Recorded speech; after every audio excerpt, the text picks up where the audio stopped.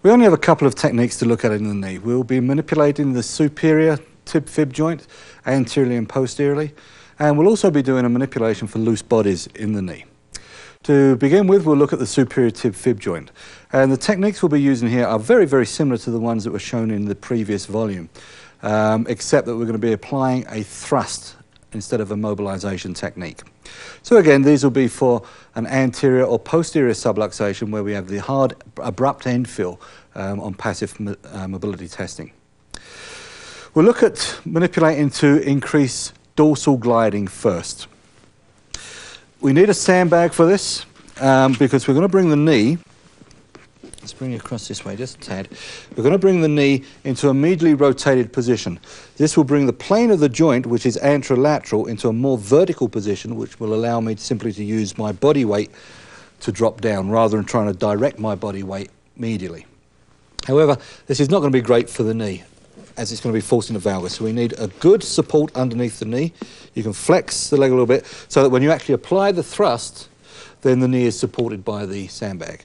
We'll stabilise the tibia just by pushing the tibia down towards the sandbag and then put our other hand, the thenar eminence, onto the anterior aspect of the fibula there.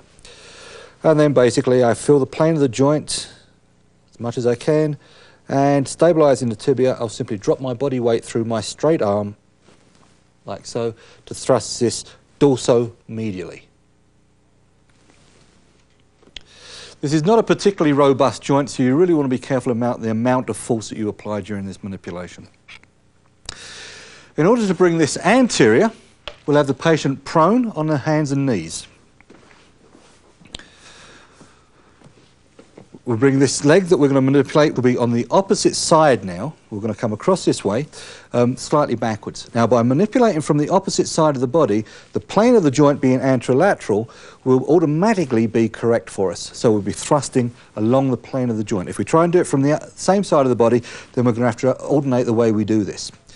So again, we'll come into this position, stabilise the tibia by applying downward pressure on the tibia there. Bring your hypothenar eminence now onto the back of the fibula, making sure that you're spreading the pressure so that you don't bruise the common peroneal nerve. Stabilise the tibia and thrust just again by dropping your body weight through your arm like so. Okay, again, don't apply too much force as this isn't the most well-built joint in the body. And ensure that you are doing this for a subluxation. Okay.